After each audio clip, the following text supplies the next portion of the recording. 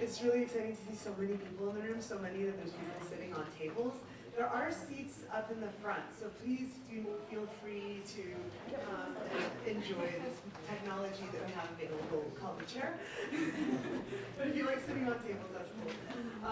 I'm very excited to welcome Dr. Morgan Ames of UC Berkeley to come talk with us. Morgan did her PhD at Stanford in the Department of Communication after doing a master's in information science and a bachelor's in computer science, right, from Berkeley. And well, Morgan and I were actually in the dissertation writing group together.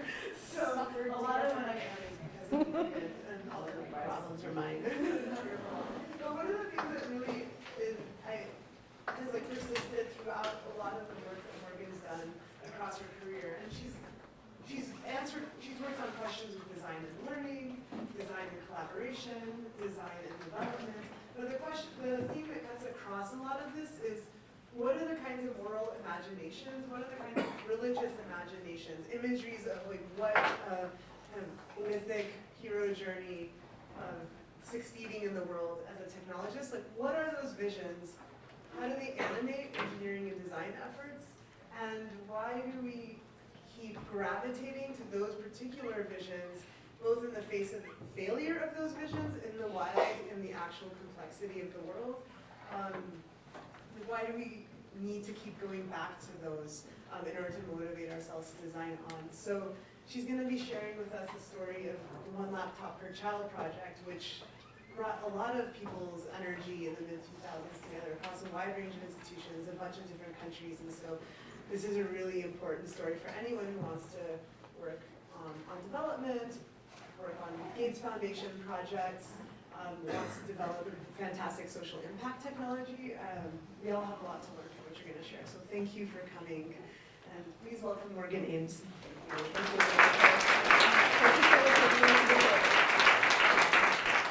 I already had some really exciting conversations with all of you this afternoon, and I encourage you to come up and chat afterwards too if you would like to have some more interesting conversations based on what I have to say. I also just want to point out I have one of the specimens here. In fact, I got an email from somebody saying they had a couple others. I'm sorry I wasn't able to respond to that. I had to hop on a plane. But if you want to actually interact with the material object, feel free to come up afterwards. So this is a brief summary of my upcoming book, The Charisma Machine, The Life, Death, and Legacy of One Laptop Per Child. It'll be out in July, if all goes well. Out with MIT Press, and I won't be able to cover everything in depth clearly, but I'm hoping to give you kind of the arc of the project, a few of the key questions that it might illuminate about other projects in the world, and what we might take away from it all.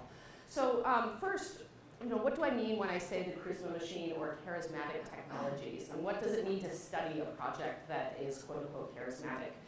For me, studying projects like this necessarily has two components. It has a kind of ethnographic component where we have to look at what these technologies are doing in the world, but it also has a historical component to ask where did the ideas that kind of animate this technology, that get people excited about this technology come from?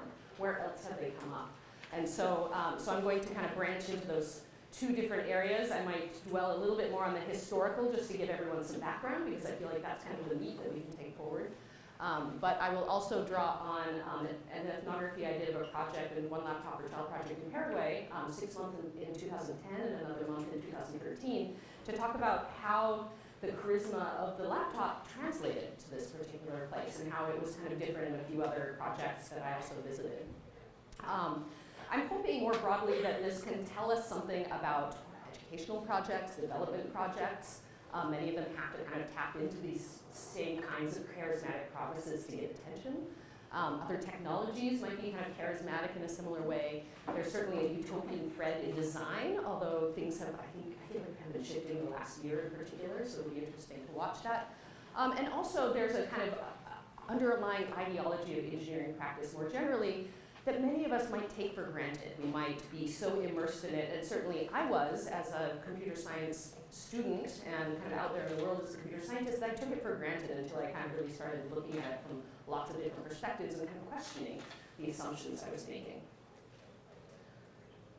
So I want to give a very brief history of One Laptop Per Child. It's, I hope we just tested this, so hopefully it will work. This is just a very brief promo video that was put out in 2007, shortly before a Give One, Get One campaign. This is how I got my laptop, and I have 2 others at home. You could pay $400 for a laptop. You would get one, and then one would go to a project. Most of them ended up in Haiti, turns out. So this is advertisement for the Give One, Get One campaign, and it kind of describes fairly briefly the philosophy behind the project. One laptop per child. That's our name and our vision. We want to create educational opportunities for the world's poorest children by providing each and every one with a rugged, low-cost, low-power, connected laptop. And this is our laptop. Say hello to the XO, a computer unlike any other, designed specifically to work in tough conditions and remote areas. It comes packed with software and activities to help kids learn, explore, create, and share, no matter what language they speak or where they live. The XO connects them to each other, to the world, and to a brighter future. We're a non-profit organization, which makes these kids our mission, not our market. That's why wherever the XO goes, there are 5 core principles everyone agrees to. First, kids get to keep the laptops. They have to be free to take them home and use them whenever they want. That's kind of the point. Second, we're focused on early education, which means kids about 6 to 12 years old. Third, we have to deal in large numbers of laptops, so whole classrooms and schools get them at the same time, so no one gets left out. Fourth, kids should have a connection to the internet, because there's neat stuff to learn on the internet. Fifth, and finally, the XO must include free and open source software. Then the laptop itself can easily grow and adapt with the needs of the child. So, in a nutshell, that's us, an organization that makes a small computer to serve a big cause, bringing education to children all over the world, with one laptop per child. I just want to, The internet, sorry, go because back there's neat to free and here. open source software. Faster. Just gonna pop this up. Okay, so I'm going to. There we go. So supplementing this, I just want to draw one quote from Nicholas Negroponte. He was the spokesperson for this project. He was also the founder of MIT Media Lab and had been employed at MIT in Architectural Machine Intelligence Group. I feel like I'm getting the name a little bit wrong, but from the 1960s onward, he's a thank you, Architecture Machine Group. Just stuck the intelligence piece in. Was really a core figure in this. And he had a proclivity to say things that were kind of extreme in a lot of ways. He said, for example, I don't want to place too much on OLPC, but if I really had to look at how to eliminate poverty, create peace, and work on the environment, I can't think of a better way to do it. So this might sound very kind of extreme, a little bit preposterous, but there were a lot of people who really fervently believed at least part of this, right? That this was a piece of making the world a better place. So I'm going to get back to these 5 principles, but I just want to call your attention to the framing of them, right? Like free and open source software is framed as free to grow and adapt. Giving one to all children means no one gets left out. So there's already some kind of framing around the kinds of values that are embedded in the laptop here. So what do I mean when I say charismatic technology? We saw in this very short commercial a promise, right? There's a promise out there in the world about what this laptop is supposed to do. And its design is certainly important, but its design is not the end-all be-all. This isn't kind of a fetish object in that way. What its design is meant to do is provoke a particular kind of economic development, social development, uplift, you might say, in the world. There's this vision gives people in the project a sense of purpose, direction, and conviction. It drew together a lot of people from really all over the world who are really passionate about the idea of one laptop per child.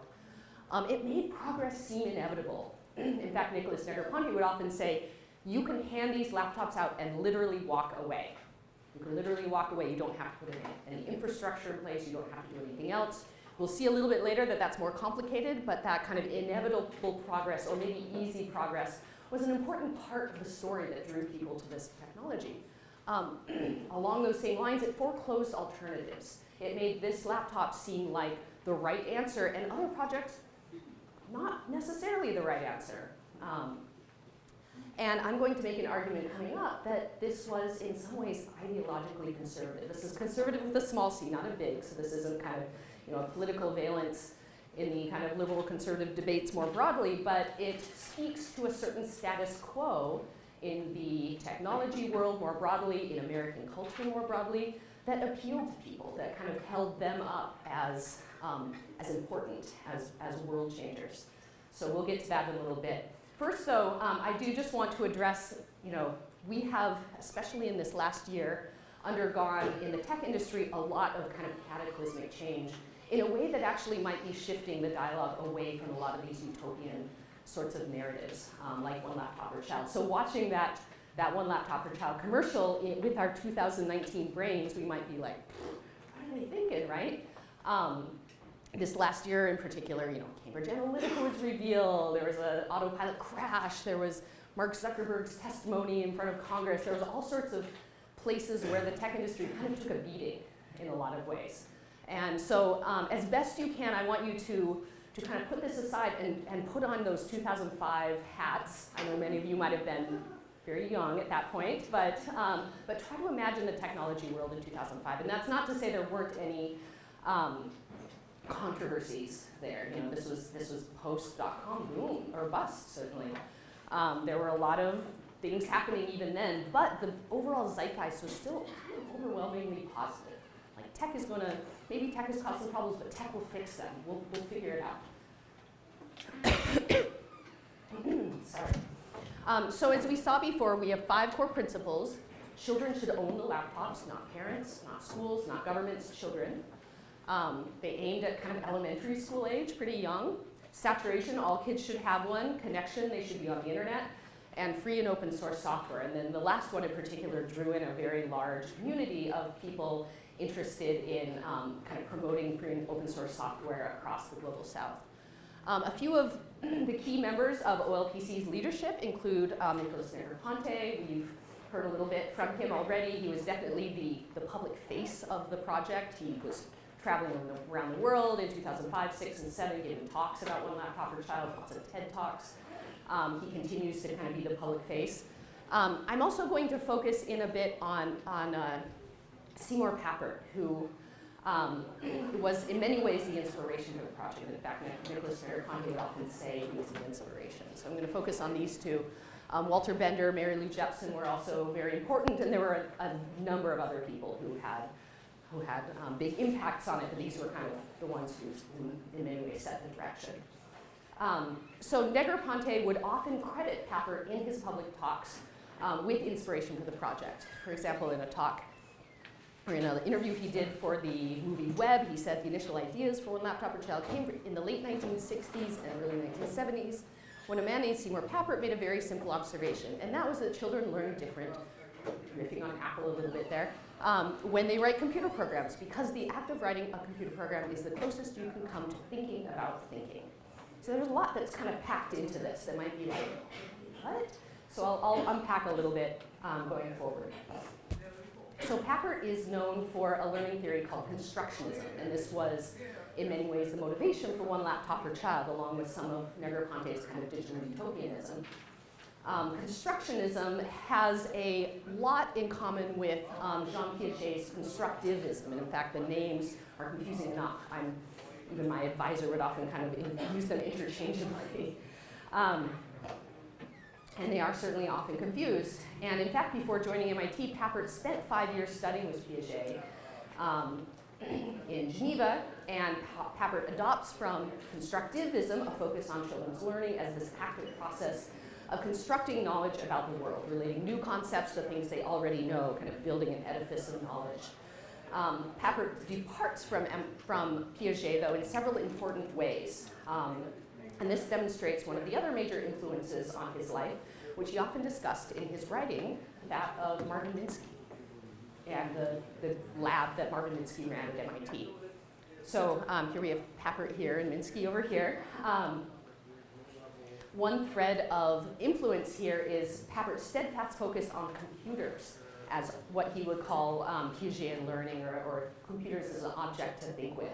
And this was especially kind of prevalent in his book, 1980 book, bestseller, still often assigned in design schools today, called Mindstorms, Children, Computers, and Powerful Ideas. Here he describes the Logo programming language, which had been in development, not just by him, by a whole group of people at MIT and elsewhere throughout the 70s, but it explicates kind of the dimensions of constructionism, and he continued to describe it in further writing throughout the 80s and 90s.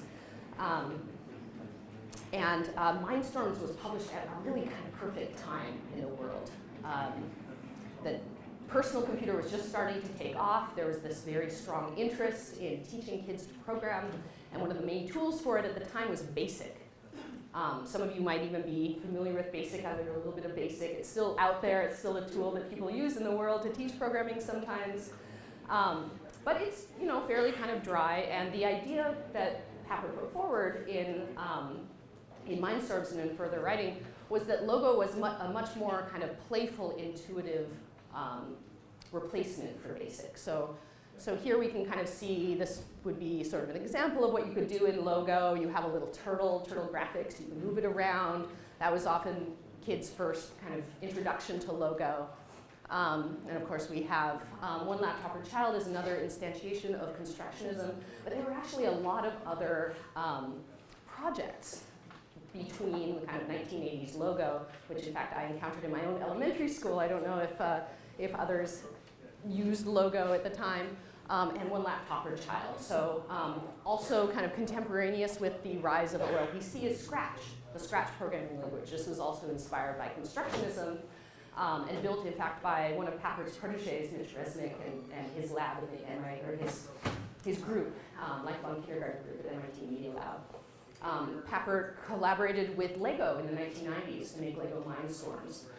We have Makey Fidgets also kind of citing Papert in the Media Lab as influence, inspiration. The Fab Lab Makerspace framework. This is not all makerspaces clearly, but the kind of Fab Lab model also comes out of that MIT lineage. And then we have a whole lot of turtle riffs on turtles to help kids learn to program, including even a board game, Robot Turtles. So why Constructionism has resonated this long and throughout so many different projects takes us back to 1964 when Papert joined MIT to conduct artificial research with Marvin Minsky and first encountered MIT's nascent hacker culture at the time. So this is a picture taken in Minsky's lab a couple years earlier, and Papert's encounter with this hacker group at MIT would set the course for the rest of his life's work, and he often wrote about this very candidly in his own writings. He explained that one of the main reasons he decided to join Minsky at MIT was what he called this group's wonderful sense of playfulness that he encountered there on brief visits. This came together, he said in Mindstorms, in all-night sessions around a PDB-1 computer that had been given to Minsky. It was pure play. So here we start to see the kind of resonance between computer use and play that really permeates Constructionism. So this sort of set up the computer as this Proteus of machines, with something to appeal to everybody. Ironically, though, the hacker group would, at least as they've been written about in various accounts, often sort of reveled in their idiosyncrasy. They knew that they were not like everybody else. They knew that many people out there didn't understand computers and didn't like computers, and they kind of loved that they did, and they understood this machine that other people sort of disliked. And it was interesting that even in the midst of rampant fears of, at the time, computer-enabled militarized societies in the 1960s and early 1970s, computers provided this hacker group a common topic to bond over. And the technology industry today carries this idea that computers can be liberatory. Computers can be this wonderful liberatory machine. This idea is certainly core to One Laptop Per Child, and it's, for at least been several decades, has been core in many different ed tech projects, development projects, and across the tech world more generally. Though this could be shifting, we'll have to kind of see in the future years. So, this is the quote: "The computer is the Proteus machines. Its essence is its universality, its power to simulate. Because it can take on 1,000 forms, it can serve 1,000 functions. It can appeal to 1,000 tastes." So this is Papert's idea of bringing this pure play to children all across the world. But what is it going to liberate? What are computers meant to liberate in Pappert's view? And this comes back to some ideas around childhood and the natural creativity of childhood that are pervasive not just across the tech world, but across American culture more generally. And in fact, they're so pervasive, it's very easy to kind of take them for granted and assume that, of course, children are always creative. Of course, they're, kind of naturally, more noble. They're not tied down by all the petty responsibilities and social niceties that adults are, right? But it's important to understand that this social imaginary of children is historically, geographically, and socioeconomically bounded, as well as gendered, which I feel like this image, 1898 painting, kind of depicts. We have the boys roughhousing here, and the girls sitting very primly reading a book.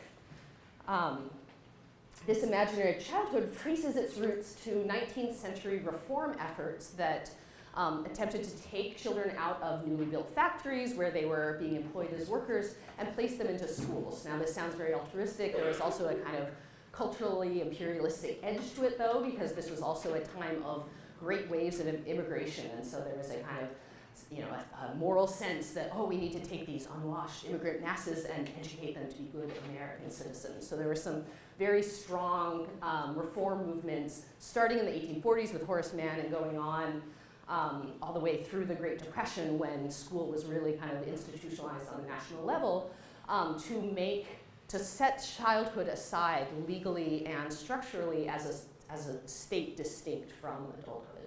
This has its roots in kind of Enlightenment writing, but it really did not gain traction until the Industrial Revolution. So threads of this individualism and creativity were taken up more widely and accentuated in American ideologies of childhood, in particular in post-war America. So this is when people were coming back. The GI Bill allowed particular classes of people to buy houses in suburbs all across the US. And the idea that children needed their own play space, they needed a private room in which they could keep all of their enriching toys, became a really widespread one. And so here, natural creativity of children became this kind of individualized project, that children were meant to kind of be even more separate from adults. So finally, we have computers as this Proteus machines. We have the natural creative child.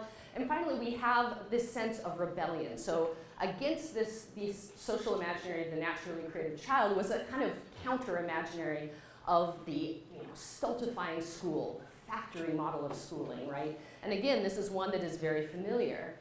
It's one that we hear even quoted in news all the time. And the idea that children should rebel against this is also something that is kind of deeply ingrained in our kind of cultural mythology. It's something that we see in movies all the time. It's something we see kind of depicted across media.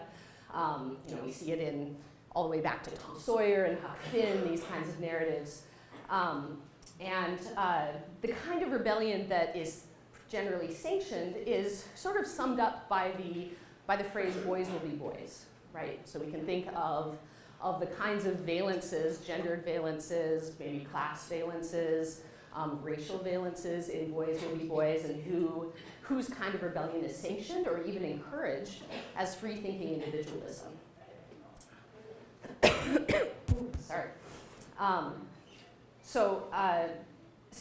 One Laptop Per Child and a lot of other projects too have tapped into this imaginary of school as this unchanging, kind of stultifying institution. Papert, for example, in a televised speech in the mid-1980s said, "Nothing is more ridiculous than the idea that this technology can be used to improve school. It's going to displace school and the way we have understood school. What's wrong with school is absolutely fundamental." So there were a lot of statements like this in his writing, but a lot of statements in pop culture more generally, school. So this idea of rebellion kind of got channeled into the computing industry in a kind of mass way in the 1980s, and this is when it kind of hit pop culture, the idea of kind of the boy hacker hacking into a system as a prank or for some laughs, and then they have to kind of deal with all of the fallout from this. and there have been a number of other scholars that have shown how this has its roots in some of the kind of countercultural sensibilities of the 1960s and how they were kind of ported over into computing cultures. And through this, the social imaginary of what I call the technically precocious boy in particular took form. And this is one that had been kind of developing for a number of years through engineering toys, tinker toys that were marketed to boys in particular. But it got kind of ported over into the computing cultures in kind of the late 1970s and especially in the 1980s with depictions like this. Okay, so we have this rebellion, we have this idea of school as factory, and in particular instead of a sort of collection of maybe flawed schools, they're not perfect, but they're certainly aspirational institutions. The social imaginary really focused on the meaningless, rote nature of school. And it often portrays school as untouched by time, as this is a sort of legible sort of imaginary to, even though this was taken over 100 years ago, this is the same kind of school that we have today. And of course, there have been some changes, and scholars have pointed out these changes, but again, this imaginary is something that we encounter in our culture quite often. Okay, so I just want to revisit briefly this idea of the charismatic technology. We saw possibility or promise of action. We had a sense of purpose, direction, and conviction, make progress seem inevitable, foreclose alternatives. And I just discussed kind of how this is ideologically conservative, right? It's tapping into these larger imaginaries of childhood, of schooling, of the role of rebellion against authority. And it's those that made this project resonate, and it's those that can make other projects resonate too. It's not that these are the only ones out there, but these are ones I have seen kind of recur in a number of different projects that I'll talk about later. So again, we have charisma of computers, charisma of childhood, especially boyhood as it's often portrayed, and charisma of rebellion against school. I just want to take a moment and talk about what the model of cultural change in One Laptop Per Child is. Because one critique it often received is that this was this culturally imperialistic project, right? Like here is this project deeply steeped in kind of American ideals and imaginaries. It's going to be sent around the world. And it was going to teach kids to program all over the world. And the founders were very clear that their goal was for kids to come to love programming and to love learning through this machine.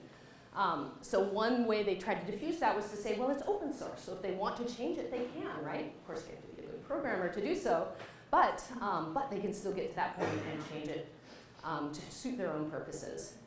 Another thing, though, that I do want to point out now that I've gone over these larger social imaginaries is that the idea that children are kind of supercultural, they're outside of culture, they're closer to nature, was actually a really important part of this. Children have not been enculturated in quite the same way that adults have. And so if you give a laptop to a child, they can perhaps leapfrog over some of the cultural assumptions that adults in their world might have and be innovative in a way that maybe that culture doesn't allow them to be. So this was the assumption. I'm not saying this is correct in any way, but I just kind of want to point out that thread there. So how is this built into the laptop? I have an example here, and we certainly saw the depiction of it as this very kind of cute, friendly object in the commercial just now. So this laptop was built to look playful. It had a playful appearance. Originally, it had a hand crank. They found that that was only a prototype model. They couldn't make it feasible in an actual model, so they have these little anthropomorphic ears instead. Even the logo looks like a sort of child that's very excited, legs and arms flung wide in excitement.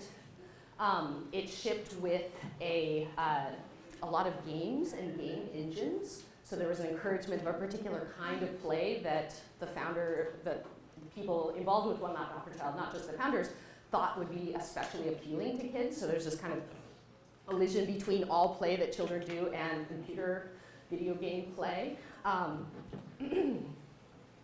All of the software was open source and constructionist. There was some back and forth early on with the project about Negroponte maybe partnering with Microsoft and all of that, and there were a lot of kind of upheavals within the community around that, but in the end it was all open source. It also shipped with a mesh network, so this is kind of a prototype model showing, you know, all of these. These are kids collaborating around a web browser. These are kids collaborating around a Paint application, another web browser, printers. As far as I know, this is a mock-up. Whenever I saw the mesh network anyone attempting to use the mesh network in the wild, if you connect more than like 3 machines, it just crashes and burns. In fact, they took out mesh networking in later updates, software updates, because these machines ended up just being too slow to handle it.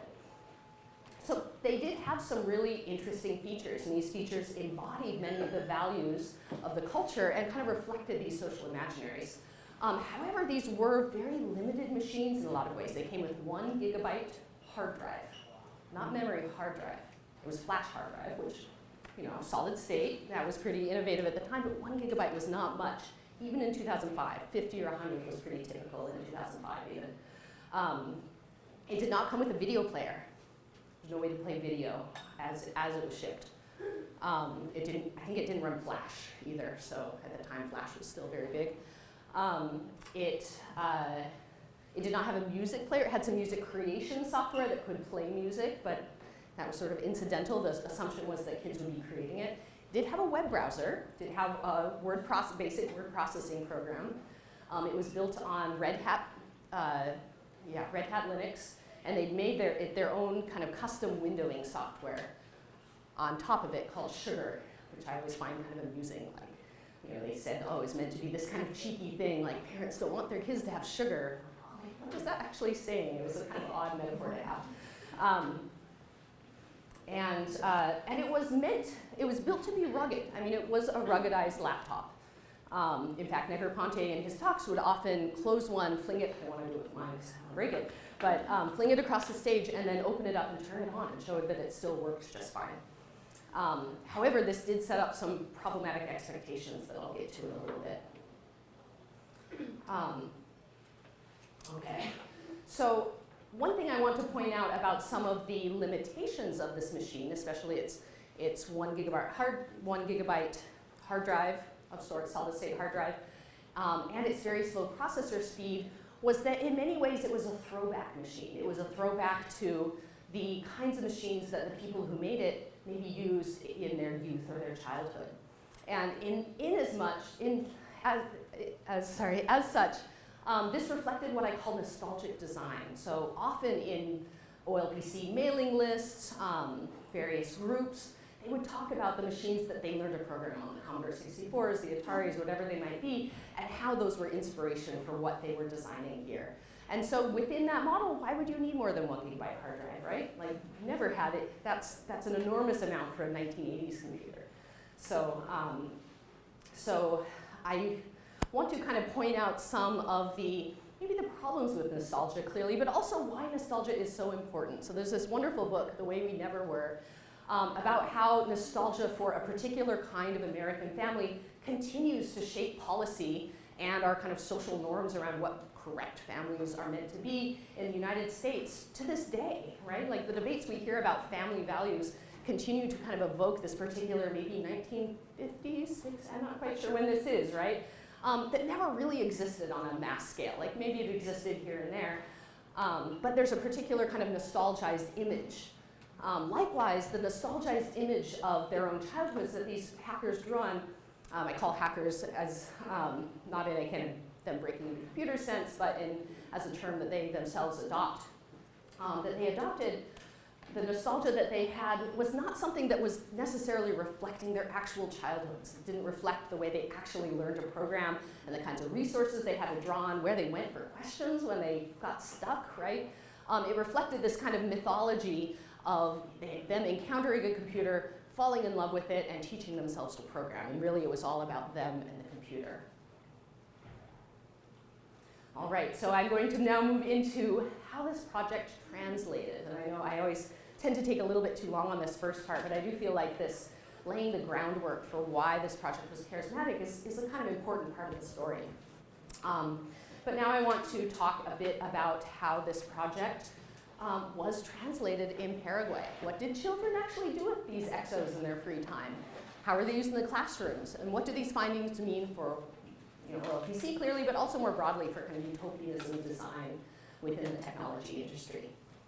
So there were going to be, according to Nicholas Negroponte, hundreds of millions of these machines out there within a couple years of his announcement of the project. In reality, about 2.5 million machines were sold. So it's much smaller, but 2.5 million machines is still a lot of machines.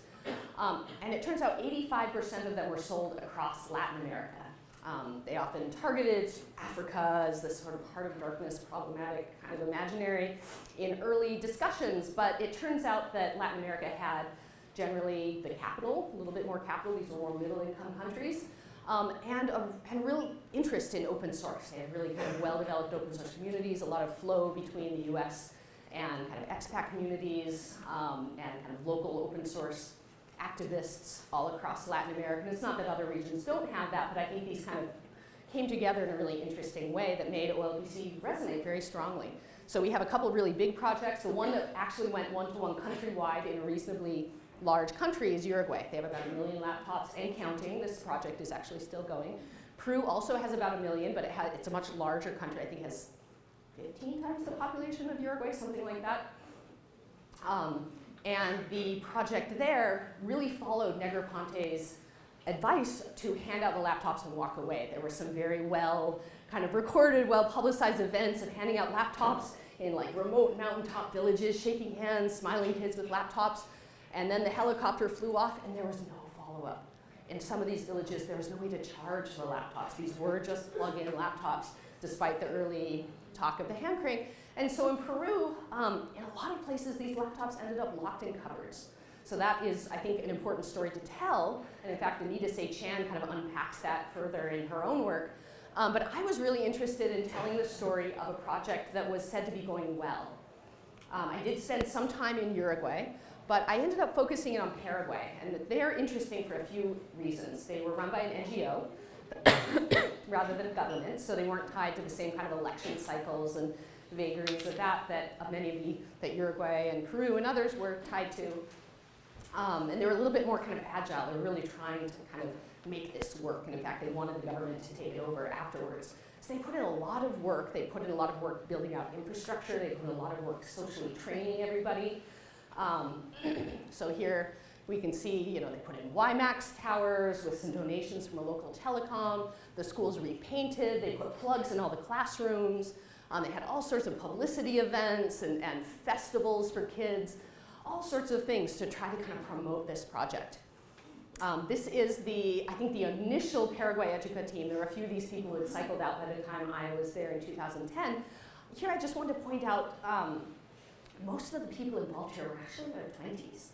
They were pretty young, and they were very idealistic. One other interesting thing about them was that almost all of them, I think this picture shows a couple local people, but I think almost everybody in this picture is actually from Asuncion, the capital of Paraguay, and they're from the upper class. So in fact, the founder, Raul, here talks about how he originally pitched the project in 2006 to his friend's dad, who just happened to be running for president of Paraguay. So you can kind of see the connections that these people had.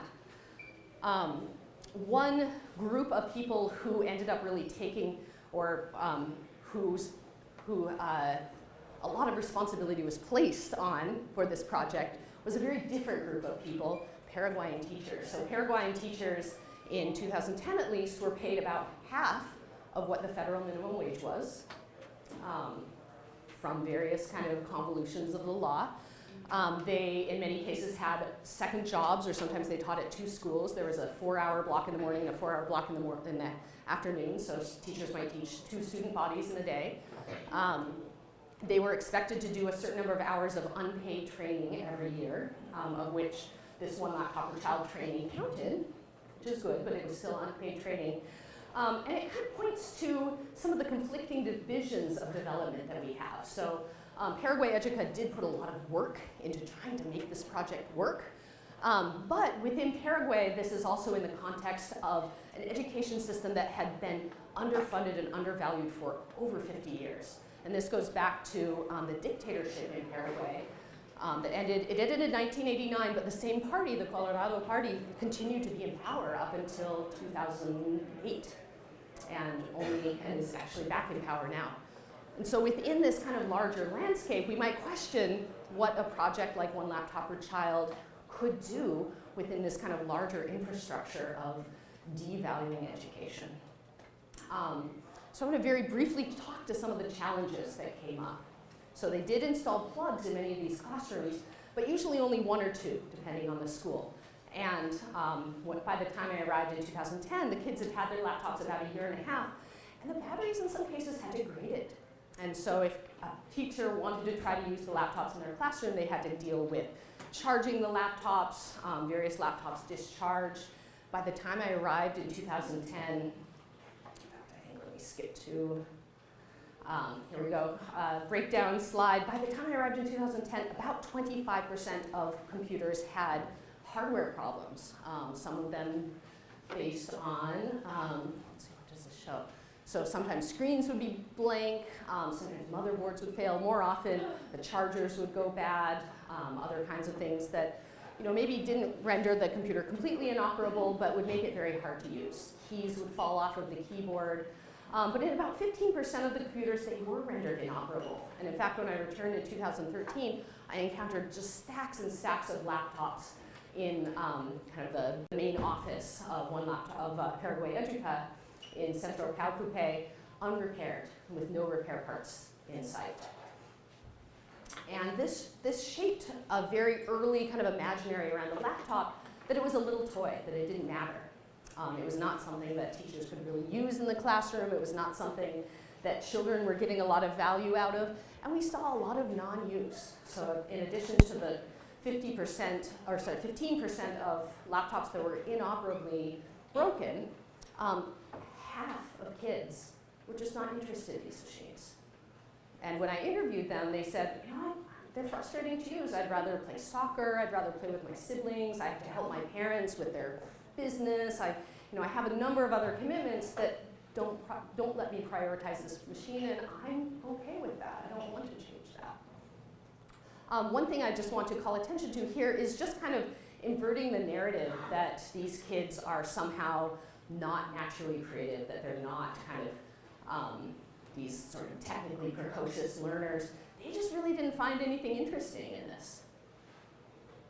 Another 1/3 of the kids, about 34%, these are kind of rough numbers, but based on all of my observations, were interested in media-centric uses. And when you think about this, and maybe how you use your own laptops, this is maybe not a huge surprise, right? Like we think about if you have maybe a younger sibling or other kids in your life, you might think about what they are interested in doing with machines.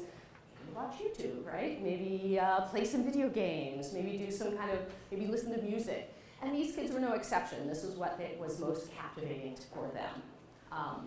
And in fact, they had to go through some kind of complicated convolutions to make this possible. Sometimes they would install a separate windowing environment that had a media player, video player. And maybe they would install game packages that people had put together for the EXO.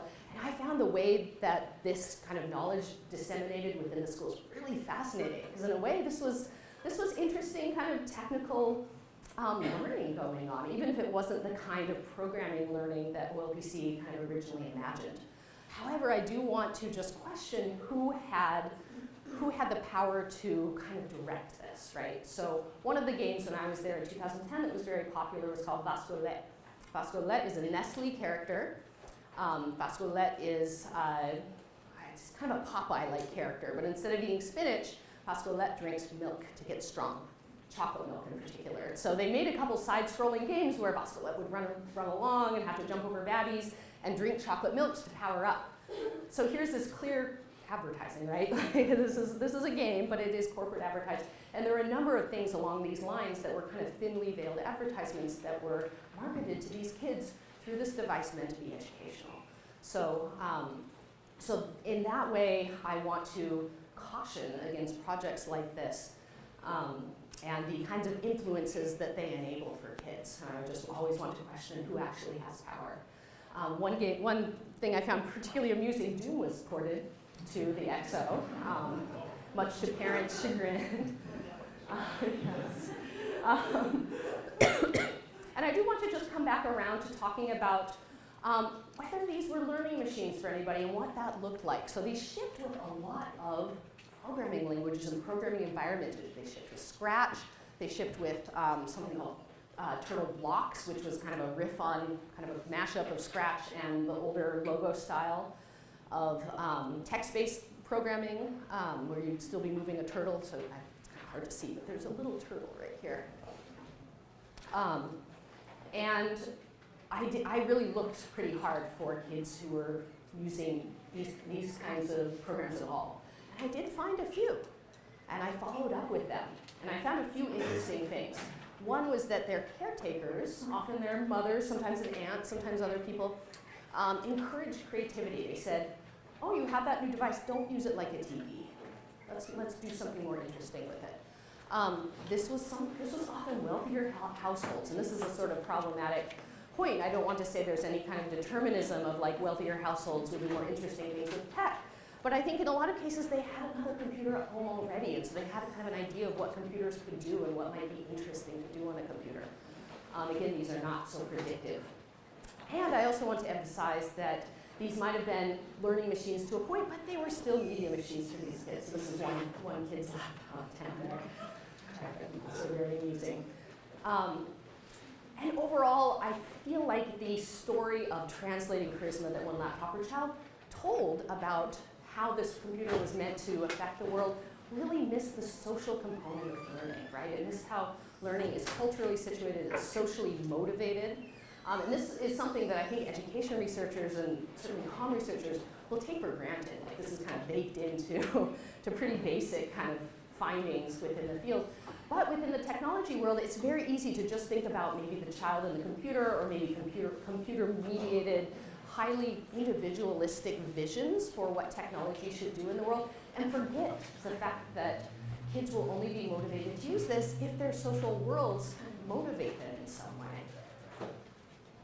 I also just want to call out a catch-22 to the charisma of one laptop per child and a lot of these other projects. So one laptop per child clearly had to promise big. They promised big.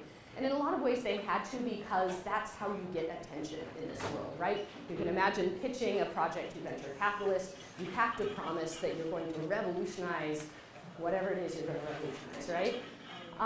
But you're setting yourself up for a very difficult situation down the road. Either you're going to have to fake this revolution, or you're going to have to admit that, oh, well, maybe I've had some incremental benefits, but I haven't had the revolutionary change that I might have promised initially. And either way, your project is likely not to have long-term funding. One laptop per child did not have long-term funding. Paraguay Educa, likewise, did not have long-term funding. When I returned in 2013, the crew had been cut down to a skeleton crew, and there was no support in the schools anymore for teachers to incorporate this into the curriculum. So I think this points to some of the limits of charisma. And I think in the interest of time, let's take this last anecdote and just go to what we can learn from the charisma machine. There's a lot of value in charisma. It provides conviction and purpose, smooths away uncertainties, it makes progress seem inevitable, it rallies resources for huge projects. But there are some consequences too. There's this catch-22 of project funding that you have to promise big, but it favors the short term. There's traps like nostalgic design that you can fall into, where you might design for a mythologized past rather than a messy present. And we can kind of see how these social imaginaries might recur in other projects. So we talked about childhood, schools, computer use. These all have a kind of element of technological determinism that erase user agency. And one thing I really try to do in the book is to bring the agency of the children and the communities using these laptops back to the fore. Some other projects that kind of echo some of these same types of charisma, Logo certainly, OLPC, Scratch, Fab Labs, the Maker movement, some of the kind of opt-in techie alt-schooling movements that I've heard, certainly tech-heavy charter schools fall into this. And of course, Silicon Valley more broadly, right? Like, there are so many stories of Silicon Valley that are built on charismatic dreams. And it's not that we have to erase them, but we have to recognize them and harness them in a way that can maybe produce real lasting social change. So with that, I will wrap up. Thank you very much.